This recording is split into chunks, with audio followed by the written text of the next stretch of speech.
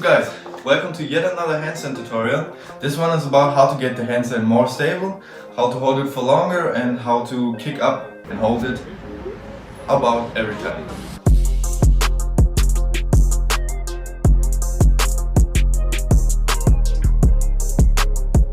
So the thing is, when you're walking towards your handstand, you're working with the wall and you're walking off the wall, and then that day finally comes where you'll be able to hold your handstand for like 2 seconds and you're happy with that. But there comes a time where you find out, alright, if I want to go past 2 seconds, maybe hit like 10-20 seconds, it becomes really hard because you need to readjust all the time and you're not used to that. You're just used to kicking up and holding it for a short time.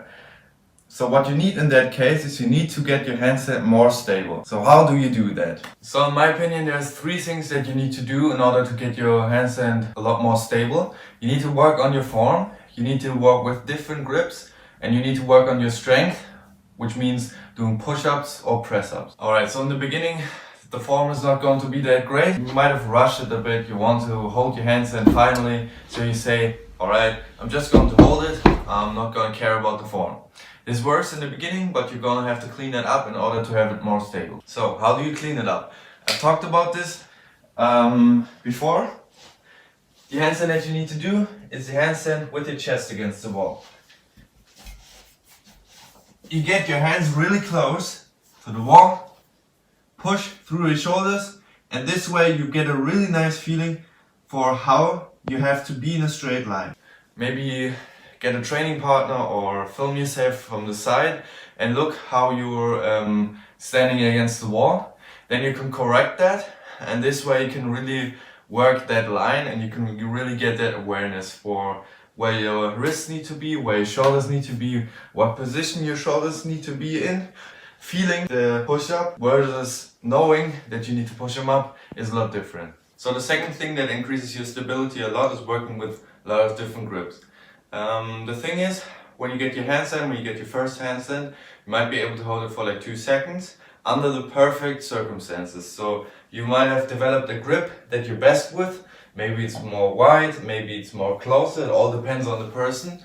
But in order to get it more stable and to get better at it, hold it for longer, you need to get out of your comfort zone. Maybe try out some parallettes, try some high parallettes if you're always using low ones. And if you get really good with that, try a different grip, try close, try diamond, try everything out. Once you can hold a lot of different grips, that's really going to help your handstand, because if you can hold a grip that you're really uncomfortable with, and then you go back to the one that you're comfortable with, you're going to see it's going to be a lot easier. So this is maybe a 4th extra thing, but I think it kind of belongs to the different grips, because this also gets a little bit more movement and a little bit more out of your comfort zone, which is just getting some movement into the handstand.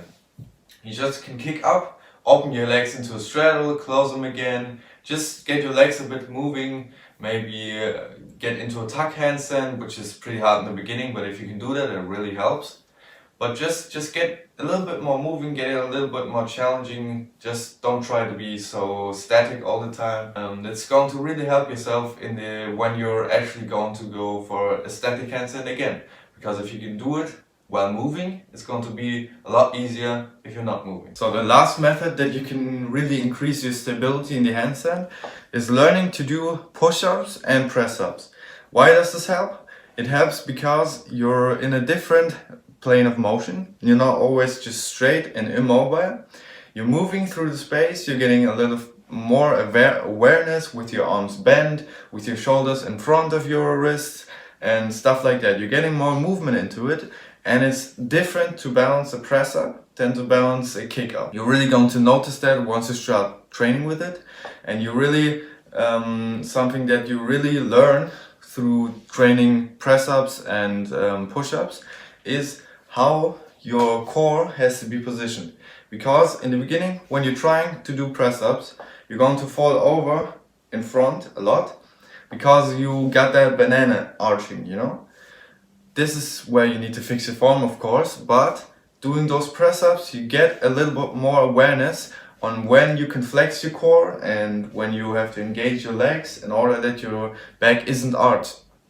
Because if you're always falling over, you're going to hit that point where you realize, okay, if I flex my core, I'm going to be more straighter and I'm going up instead of over. So you're going to get that awareness through learning those press-ups. And having a lot more strength in your front delts through learning those press-ups and push-ups is going to help your stable regular handstand as well.